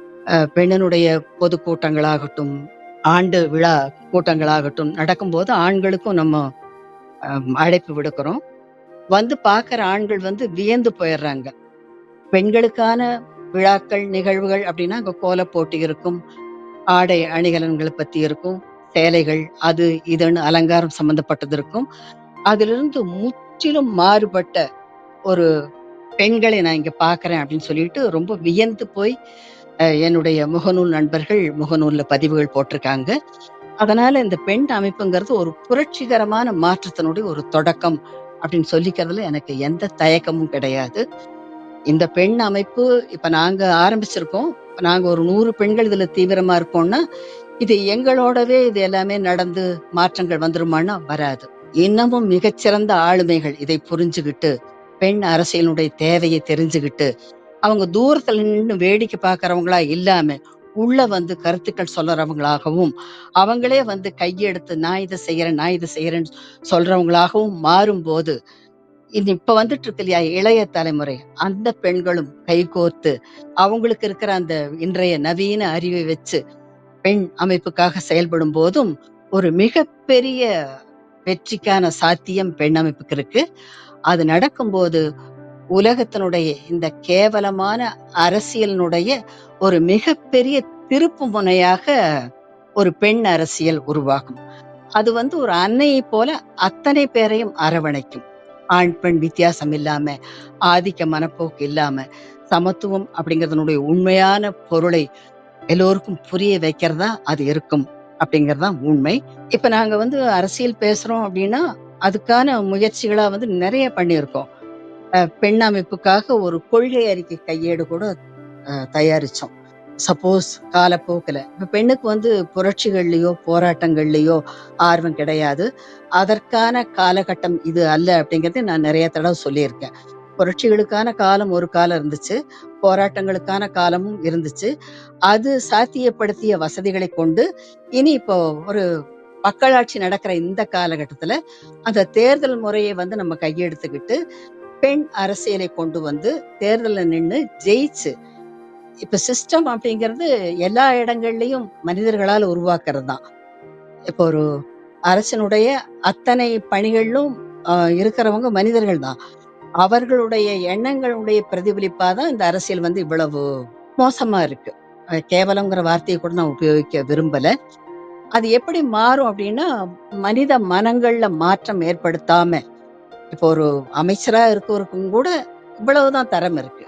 ஒரு அதிகாரியா இருக்கிறவங்களுக்கு கூட இவ்வளவுதான் தரம் இருக்கு அப்படின்னா, நம்முடைய எங்கேயோ ஒரு கோளாறு இருக்கு. நம்ம கல்வி முறையிலயோ அல்லது நம்ம வாழ்ந்த வாழ்க்கையிலயோ, நமக்கு சொல்லிக் கொடுக்கப்பட்ட தத்துவங்கள்லயோ, வாழ்க்கையினுடைய தாத்பரியம் புரியாத நம்முடைய அறியாமையிலயோ எங்கேயோ தப்பு இருக்கு அப்படிங்கறத புரிஞ்சுகிட்டு, அதை மாற்றுறதுக்கான நடவடிக்கை செய்யணும் அப்படிங்கறதுக்கான ஒரு சிறிய முயற்சியா தான் ஒரு கொள்கை அறிக்கை கையேடு பண்ணோம். அதுல வந்து கல்வி, மருத்துவம், அப்புறம் தூய்மை, இன்னொன்னு வந்து சட்டம், அப்படி 4 பிரிவா பிரிச்சுட்டு அதெல்லாம் எப்படி இருக்கணும் அப்படிங்கறத வந்து ஒரு கையேடா தயார் பண்ணி அதை வந்து நிறைய விநியோகிச்சிருக்கோம். நாங்க பாக்குற அரசியல்வாதிகள் கிட்ட கூட அதை கொடுத்துதான் இருக்கோம். இப்படி பெண் குழு ஒன்று பெண் அமைப்பாக மாறி இப்ப பெண் அரசியலா வடிவெடுத்து ஒரு நம்பிக்கை கொண்டிருக்கிற இந்த சந்தர்ப்பம் உருவாக வரைக்கும் என்னுடைய பெண்களோட நான் நிறைய பேச வேண்டியிருந்துச்சு. அதற்காக நிறைய காணொளிகள், நிறைய பதிவுகள், நிறைய பிக்சர் ஆடியோக்கள் மூலமா அவங்க கிட்ட நான் தொடர்ந்து 4 ஆண்டுகள் பேசிக்கிட்டே இருக்க வேண்டியிருந்துச்சு. அதனாலதான் ஒரு நல்ல புரிதல் அவங்களுக்கு வந்துச்சு. அந்த புரிதலின் காரணமா தான் இப்ப பெண் அமைப்பு வந்து நிறைய நிகழ்வுகளை தமிழகம் முழுக்க எடுத்துச்சு. சமீபத்துல கூட பூம்புகார்ல வந்து பொதுவெளி எங்கும் பெண்கள் அப்படிங்கிற ஒரு நிகழ்வை பெண் அமைப்பு நடத்தி காட்டுச்சு. அதுல வந்து 500 பெண்கள் கலந்துகிட்டாங்க. ஒரே உற்சாகம். அந்த பொதுவெளியெங்கும் பெண்கள் நிகழ்வு அப்படின்னு அந்த பெயரை கேட்டாலே உங்களுக்கு புரியும். பொதுவெளிகள் எல்லாம் இப்போ ஆண்கள் ஆண்கள் ஆண்களால் நிறைந்து வழிஞ்சிட்டு இருக்கு. அதுதான் இந்த சமூகத்தினுடைய பாதுகாப்பின்மைக்கும் காரணமா இருக்கு. அதாவது பெண்கள் வெளியில தனியா போறதுக்கு இன்னமும் பயம் இருக்கு இந்த நூற்றாண்டுலயும். எப்பவுமே நீங்க ஒண்ணு நினைவுல வச்சுக்கணும், நம்ம 21ஆம் நூற்றாண்டுல வாழ்ந்துட்டு இருக்கோம். நாகரிக மனிதர்கள் என்று பேசிக் கொண்டிருக்கோம். ஆனா இந்த அரசியலுக்கும் இங்க இருக்கிற வாழ்க்கை முறைக்கும் நாகரிகத்துக்கும் ஏதாவது சம்பந்தம் இருக்கா அப்படிங்கறத நம்ம எப்பவுமே சுய கேள்விகள் கேட்டுக்கிட்டே இருக்கணும். அப்பதான் மாற்றம் நிகழும். இல்லையா? அப்படி ஒரு பாதுகாப்பான ஒரு நிலைமையை இந்த நாட்டுக்கு கொண்டு வரணும்னா, பெண்கள் ஆண்களை மாதிரியே அத்தனை இடங்களிலும், அத்தனை எல்லா நேரங்களிலும், இரவு பகல் எல்லாமே பெண்களும் ஊடுருவணும், பெண்களாலும் நிறைந்திருக்கணும் அப்படிங்கிற எண்ணத்தோட தான் பொதுவெளி எங்கும் பெண்கள் அப்படிங்கிற நிகழ்வை பெண் தொடர்ந்து நடத்திட்டு இருக்கு. சென்னையில மெரினா கடற்கரையில, அப்புறம் புதுச்சேரியில கடற்கரையில, அதுக்கப்புறம் கடலூர்ல, அப்புறம் கோயம்புத்தூர்ல, அடுத்து பூம்புகார்ல இப்படி நடத்தணும். அங்க பல 100 பெண்கள் வர்றாங்க. அந்த சந்திக்கிற கணங்கள்ல அந்த பெண்களுடைய எழுச்சி, அவங்களுடைய அறிவார்ந்த பேச்சுக்கள், அவங்க மற்ற பெண்களிடம் இருந்து வித்தியாசமா இருக்கிற இந்த நிலைமைகள் எல்லாம் பார்க்கும்போது, அந்த இடத்துக்கு வராத பெண்களுக்கும் ஒரு உற்சாகம் வருது. அவங்களுக்கும் ஒரு நம்பிக்கை வருது. பெண்கள்னா இப்படி இருக்க முடியும் அப்படிங்கிற எண்ணம் வருது. அதையெல்லாம் பெண் அமைப்பு தன்னுடைய இந்த நிகழ்ச்சியின் மூலமா உருவாக்கிட்டு இருக்கு. அப்புறம் நான் சொன்னேன் இல்லையா, பெண்கள்கிட்ட தொடர்ந்து பேச வேண்டி இருந்ததை எல்லாம் தொகுத்து இப்போ சென்ற ஆண்டு 5ஆம் ஆண்டு நிறைவு விழாவுல பெண் அரசியல் அப்படிங்கிற ஒரு புத்தகத்தை வெளியிட்டிருக்கோம். அது முழுக்க முழுக்க பெண் அரசியலை புரிஞ்சுக்க விரும்புற ஒவ்வொருத்தரும் படிக்க வேண்டிய ஒரு நூல். அது 2வது பதிப்பு வந்து அடுத்து 3வது பதிப்பு விரைவிலேயே வர இருக்கிறது. அது சார்ந்த நிகழ்ச்சிகளும் பெண் அரசியல் புத்தக வாசிப்பு அப்படின்னு தொடர்ந்து பண்ணிட்டு இருக்கோம். இன்னொன்னு என்னன்னா, பெண் அமைப்புல வந்து கலந்துக்கிற எந்த பெண்ணுக்குமே என்ன சுய லாபம் அப்படிங்கிற அந்த எண்ணமே சுத்தமா கிடையாது. அவர்கள் வந்து வாழ்க்கையில ஒரு உச்சபட்ச அடிமைத்தனத்தை அனுபவிக்கிற இடத்துல இருந்தவங்க. எல்லா பெண்களுமே எவ்வளவு பெரிய பதவியில் இருந்தாலும் அடிமைத்தனத்தை உணராத, சுவைத்திராத பெண்கள் அப்படிங்கிறது சாத்தியமே இல்லை அப்படிங்கிறது ஒவ்வொரு பெண்ணுக்கும் தெரியும். அப்ப அந்த பெண்களுக்கு இயல்பா இருக்கிற அந்த அடிமைத்தனத்தினால் வந்த அந்த வலிகள், இன்னொன்னு வந்து அவங்களுக்கு இயல்பாகவே இருக்கிற சில தன்மைகள். நான் ஒரு கவிதை எழுதியிருப்பேன். பால் சுரக்கும் மார்பகத்தின் கீழ் இரக்கத்தின் ஈரத்துடன் பத்திரமாக இருக்கிறது பெண் இதயம் அப்படின்னு சொல்லியிருப்பேன்.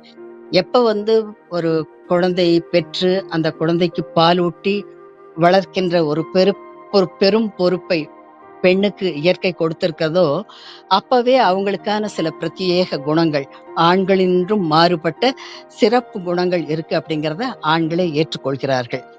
அப்படிப்பட்ட பெண்கள் அரசியலுக்கும் வந்து ஒரு தெளிவான சிந்தனையோட காரியங்கள் செய்யும்போது, ஒரு நல்ல மாற்றங்கள், நாம எதிர்பார்க்கிற நல்ல மாற்றங்கள் எல்லா தரப்பில இருந்தும் உருவாகக்கூடும் அப்படிங்கிறதும் பெண் அமைப்பினுடைய ஒரு கனவா இருக்கு.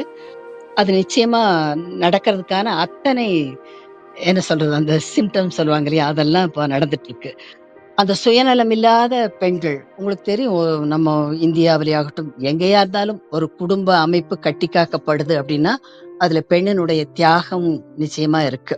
அத யாருமே மறுக்க முடியாது. அவங்க தியாகம் விரும்பி செய்யறாங்களா, விரும்பாம செய்யறாங்களா அப்படிங்கிறதெல்லாம் கேள்வி இல்ல. இயல்பாகவே ஒரு நல்லது நடக்கணும் அப்படின்னா, சின்ன சின்ன தியாகங்கள் செய்யறதுக்கு பெண்களுக்கு எந்த தயக்கமும் இருக்கிறதில்ல. அவங்க வாழ்க்கையவே அடியோட தியாகமா ஆம், சமர்ப்பணம் பண்ணிரணும் அப்படிங்கறத பெண் எப்பவுமே வலியுறுத்தாது. அது யாருக்குமே வலியுறுத்தாது.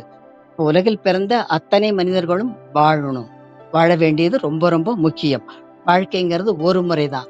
ஆனா அதே நேரத்துல சுயநலமா வாழ்ந்து வாழ்ந்து வாழ்ந்து அந்த சுயநலத்தை கட்டி காக்கறதுக்காக வீடுகள் கட்டி பூட்டுக்கள் போட்டு அதெல்லாமே நம்ம அடிப்படையில இன்னும் காட்டு மிராண்டிகள் அப்படிதான் இருக்கும் அப்படிங்கிறதுக்கான அறிகுறிகள் தான் இது. சொத்து சேர்க்கறது, ஒரு தலைமுறைக்கு பத்தாம 7 தலைமுறைக்கு சொத்து சேர்க்கறது, அது என்ன ஆகும்னே தெரியாது.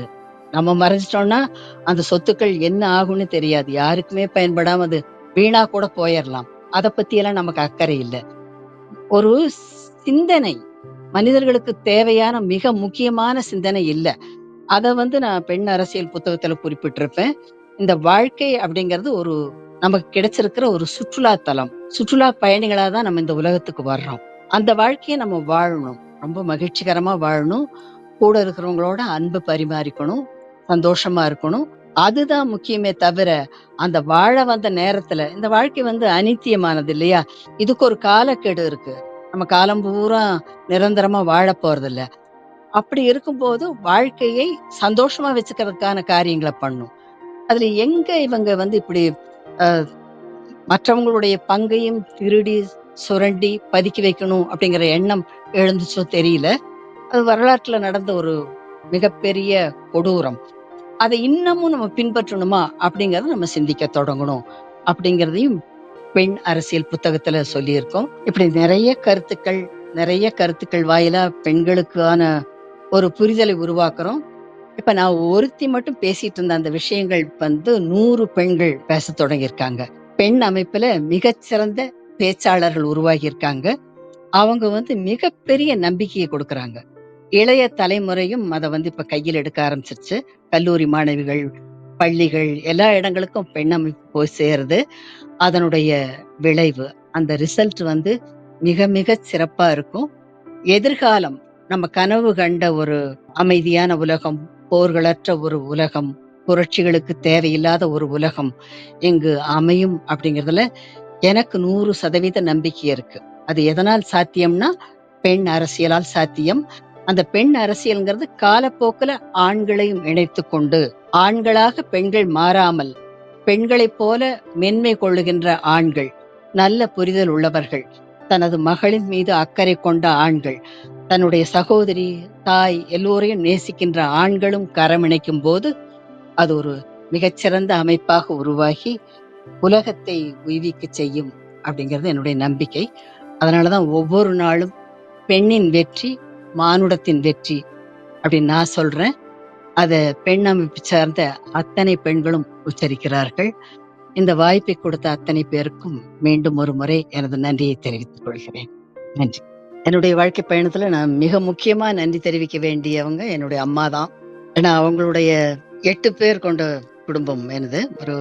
அதுல வந்து அவங்க ஒரு பெண்ணுக்குரிய அந்த எல்லா வேதனைகளையும் அனுபவிச்சாலும் அந்த ஆளுமை அவங்க வெளிப்படுத்தின விதம், எங்களை படிக்க வைக்கணும்னு நினைச்சது, வறுமையிலையும் அவங்க காட்டின அந்த செழுமையான அந்த கம்பீரம், இதெல்லாம் தான் என்னை வார்த்தெடுத்துச்சு அப்படின்னு சொல்லணும். அதே மாதிரி என்னுடைய சகோதரர்கள் 3 பேர் எனக்கு அண்ணன்கள். அவங்களும் எனக்கு நிறைய தெளிவான சிந்தனைகளை வாழ்க்கையில கொடுத்தாங்க. அவங்களுக்கும் நான் நன்றி சொல்லணும். அதற்கப்புறம் இப்ப பெண்ணோட இணைஞ்சு என்னுடைய கருத்துக்களை தன்னுடைய கருத்துக்களா ஏத்துக்கிட்டு செயல்படுற என்னுடைய பெண் அமைப்பினுடைய ஒவ்வொரு பெண்ணுக்கும் நான் நன்றி சொல்ல விரும்புறேன். அதான் புத்தக வாசிப்பு வந்து என்னுடைய சிறு வயதிலேயே தொடங்கிருச்சு. அதுக்கு இன்னொரு முக்கியமான காரணம் நான் படித்த பள்ளியினுடைய ஆசிரியர்கள் அப்படின்னு சொல்லலாம். நான் 5ஆம் வகுப்பு படிக்கும்போதே அந்த பள்ளியினுடைய தலைமை ஆசிரியர் வந்து எங்கள தனியா படிக்க ஆர்வம் இருக்கிற குழந்தைகளை எல்லாம் ஒண்ணா உட்கார வச்சு, "நூலைப் படி, சங்கத்தமிழ் நூலைப் படி, முறைப்படி நூலைப் படி, காலையில் படி, மாலையில் படி, கடும்பகல் படி, பொருள்படும்படி, கல்லாதவர் வாழ்வதெப்படி" அப்படின்னு ஒரு பாடல்கள்லாம் சொல்லி, அந்த படிக்கிற பழக்கத்த 5ஆம் வகுப்பு படிக்கும்போதே உருவாக்குனாரு. இன்றைய ஆசிரியர்கள் அப்படி இருக்காங்களா அப்படின்னு தெரியாது. அதாவது அந்த வயதுல. அது மட்டும் இல்லாம நூல்கள அவரே கொண்டு வந்து குடுப்பாரு.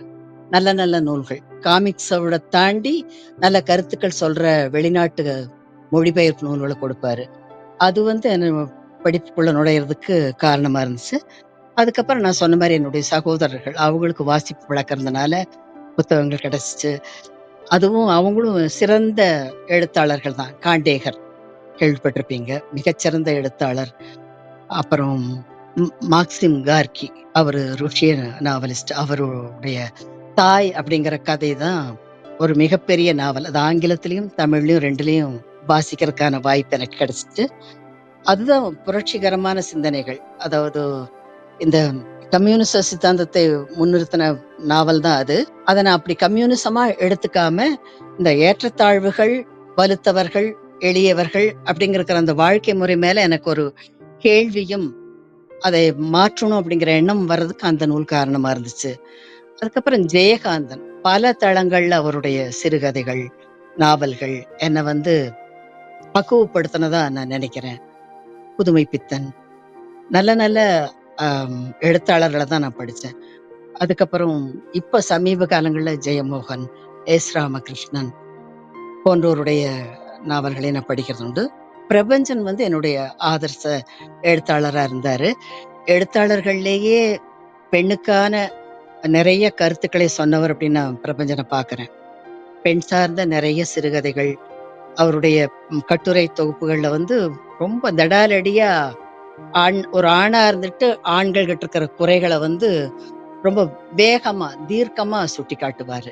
அதனாலதான் என்னுடைய முதல் நூல்கள் வெளியீட்டு விழாவுக்கு அவரை கூப்பிட்டிருந்தேன். இப்படி நிறைய சொல்லிட்டே போலாம். இப்ப சமீப காலங்கள்ல எழுதிட்டு இருக்காங்க. புத்தக வாசிப்புங்கிறது ஒரு மிகப்பெரிய மனிதருக்குள்ள ஒரு திறப்பு அப்படிங்கிறதுல எந்த சந்தேகமும் இல்ல. புத்தகங்கள் இல்லைன்னா நம்ம அந்த வாழ்க்கையை உருவாக்குறதே பெரிய பெரிய நூல்கள் தான். அது அதுகள் விதைத்த அந்த தத்துவங்கள் தான் மனித வாழ்க்கையை வந்து இவ்வளவு தூரம் பக்குவப்படுத்தி கொண்டு வந்திருக்கு அப்படிங்கிறதுல எந்த சந்தேகம் இல்ல. ஆனா வெறும் வாசிப்பு மட்டுமே போதுமா அப்படிங்கிறது தான் என்னுடைய அடுத்த கட்ட கேள்வியா இருக்கு. வாசிக்கவும், எழுதவும் செய்துட்டே இருந்தா போதுமா? நம்ம இந்த களமிறங்கி இந்த மனித சமூகத்துக்காக ஏதாவது செய்ய வேண்டாமா? எழுதுறவங்களுக்கு என்ன எண்ணம்னா, தங்களுடைய மன கொதிப்புகள ஒரு நாவலாகவோ, அவங்களுக்கு என்ன கை வருதோ அந்த வகையில எழுதி வெளியிட்டுர்றாங்க. அப்ப அத கையில எடுத்து செயல்படுத்துறதுக்கும் செயல்பாட்டாளர்கள் இருக்கணும் அப்படிங்கிறது தான் என்னுடைய இப்போதைய சிந்தனையா இருக்கு. அது பெண் அமைப்பா இருக்கணும் அப்படிங்கிறது என்னுடைய எதிர்பார்ப்பாவும் இருக்கு. நான் ஏற்கனவே சொன்ன மாதிரி பெண் அமைப்புல வந்து எல்லா தரப்பு பெண்களும் இருக்காங்க. இன்னும் சொல்லப்போனா படிக்காத பெண்கள், குடும்ப பெண்கள் அவங்க வர்றவங்க தான் இன்னும் தீவிரமா அதுல ஈடுபடுறாங்க. அவங்களுக்கு எதுவுமே தெரியலனாலும் அந்த ஆர்வம், அந்த அரசியல்னால அவங்களுக்கு ஏற்படுற பாதிப்புகள், அவங்களுடைய வாழ்க்கை நிலைமை, எல்லாரும் எப்படி வாழ்றாங்க, நம்ம எப்படி வாழ்றோம் அப்படிங்கிற அந்த வேறுபாடுகள் புரியறனால வந்து பெண் அரசியல வந்து அவங்க தீவிரமா பேசுறாங்க. அதாவது அவங்களுக்கு பெர்ஃபெக்ஷன் சொல்லுவாங்க இல்லையா? ஒரு நேர்த்தியா பேச தெரியாம இருக்கலாம். நேர்த்தியா எழுத தெரியாம இருக்கலாம். ஆனா எழுதணும், பேசணும் அப்படிங்கிற எண்ணம் இருக்கு அவங்களுக்கு. அத வந்து நாங்க ஊக்குவிக்கிறோம். அவங்களுடைய பின்னணி பார்த்து, நீங்க தான் பேசணும், நீங்க தான் பேசணும், இவங்க பேசக்கூடாது அப்படிங்கிற எந்த பேதமும் பெண் அமைப்பினுடைய குழுக்கள்ல கிடையாது.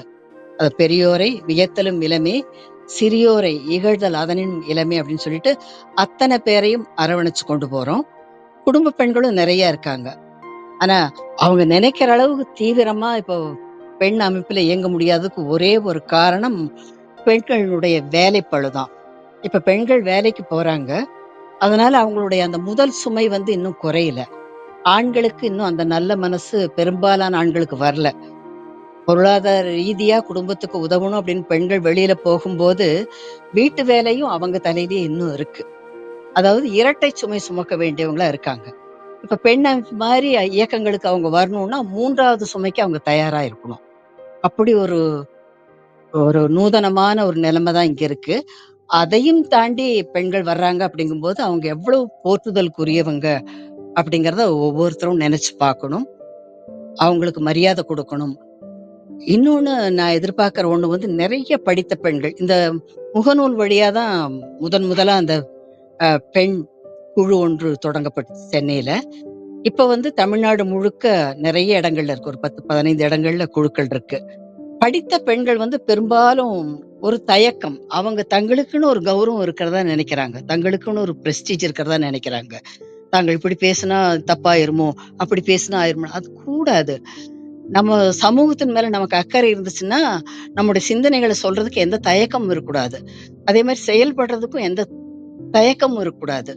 அது ஒண்ணதான் நான் இன்னும் ஒரு மிகப்பெரிய குறையா பார்க்கிறேன். இப்போ பெண்ணினுடைய முதன்மை குழுவுல 800 பெண்கள் இருக்காங்கன்னா, பேசுறவங்களும் வந்து கருத்து தெரிவிக்கணும் 20 பேர் தான் செயல்படுறாங்க. மீதி எனக்கு தெரியும். அத்தனை பேரும் ஆளுமைகள், எழுத்தாளர்கள், பேசக்கூடியவர்கள். ஆனா அவங்க ஒதுங்கியே இருப்பாங்க. அல்லது தங்களுடைய தனிப்பட்ட ஒரு இது இருக்கு இல்லையா? அந்த ஆளுமைய வளர்த்துக்கிட்டு அவார்ட் வாங்குறது, தங்களை ஸ்தாபிச்சுக்கிறது, அதுல ரொம்ப ஆர்வமா இருக்காங்க. அந்த போக்குல இருந்து மாறி, சமூகத்துக்காக அத்தனை பெண்களும் சிந்திக்கணும். கூடிய விரைவில் ஒரு நல்ல மாற்றத்தை இந்த உலகத்துக்கு கொண்டு வரணும். அப்படிங்கிறத நான் வைக்கிற வேண்டுகோளா இருக்கும். இப்ப நான் பெண் அமைப்பு தொடங்கும்போது, இது சாத்தியமா? இது முடியுமா? அப்படிங்கிற சந்தேகத்தோட தான் நான் தொடங்குனேன். ஏன்னா, பெண்கள வந்து நான் அப்படி ரொம்ப அண்டர் எஸ்டிமேட் பண்ணியிருக்கேன்னு நெனைக்கிறேன். பெண்களுக்கு அ புரிய வைக்கிறதுக்கே ஒரு நீண்ட காலம் எடுத்துக்கும். ஒரு 6 மாசமாவது இவங்களோட சொல்ல வேண்டியிருக்கு அப்படின்னு. ஆனா ஆச்சரியப்படத்தக்க வகையில அரசியல் பேசுனாங்க. அரசியல் சொன்னா உடனே புரிஞ்சுகிட்டாங்க. வாங்க நம்ம இத பண்ண போறோம்னா, நூற்றுக்கணக்கான பெண்கள் வந்து கூடுனாங்க. அந்த பெண்கள் தரப்புல அந்த ரெஸ்பான்ஸ் அப்படிங்கிறது வந்து நான் எப்பவும் நெனச்சு ஆச்சரியப்படுற ஒண்ணு. இது எனக்கு மட்டும் ஆச்சரியம் தர்ற விஷயம் இல்ல. இந்த பெண் அமைப்பு வெளியில இருந்து பார்க்குற அத்தனை பேருக்குமே அந்த ஒரு ஆச்சரியம் இருக்கு. எப்படி இத்தனை பெண்கள ஒருங்கிணைக்க முடியும்? பெண்களை மட்டும் ஒருங்கிணைக்க முடியும் அப்படிங்கிற எண்ணம் தோன்றி, அது எப்படி இவங்களால சாதிக்க முடிஞ்சுச்சு? அப்படிங்கிற ஒரு ஆச்சரியம் வந்து நிலவரத நான் பார்க்கிறேன். என்னோட ஆண் முகநூல் நண்பர்கள் பேசும்போது அதத்தான் சொல்றாங்க. நீங்க எடுத்திருக்கிற முயற்சி வந்து ஒரு மிகப்பெரிய முயற்சி. இது வெற்றி பெறுது, தோல்வி பெறுது அப்படிங்கிறதெல்லாம் 2வது பட்சம். இந்த முயற்சி தோல்வியே அடைந்தாலும் கூட, ஒரு மிகப்பெரிய விஷயத்த கையில எடுத்து, அதற்காக முயற்சி பண்ணியிருக்கீங்க. நிச்சயமா இது தோற்காது. ஏன்னா, பெண்கள் வந்து உலகத்தினுடைய சரிபாதி தொகை அப்படிங்கிறதே இப்பதான் நம்ம திரும்ப திரும்ப பேசும்போது அவங்களுக்கே புரியுது. ஆமா நம்ம எப்படி இருந்தோம்? நம்ம சரிபாதியாச்சே. நமக்கு இன்னும் இட ஒதுக்கீடுனா 33% வேணும், 50% வேணும்னு கேட்கற வேண்டிய நிலைமையில் நம்ம இல்லையே. நம்ம அதுக்கான தகுதி உள்ளவங்களா இருந்தா, ஆண்களுக்கு இணையா, இன்னும் அத விட அதிகமா கூட நம்ம அரசியல்ல பங்கேற்க முடியுமே! அது மாதிரியான புதுமையான சிந்தனைகளை எல்லாம் நம்ம விதைச்சிருக்கோம். இப்ப எல்லாமே விதைகள் தூவப்பட்டிருக்கு. செடிகள் அங்கங்க முளைச்சிட்டு இருக்கு. இதனுடைய விளைச்சல், இது ஒரு விருட்சமாகறது எல்லாமே கூடிய விரைவில நடக்கும். அப்படிங்கிறது தான் என்னுடைய எண்ணம். அது நடக்கும்.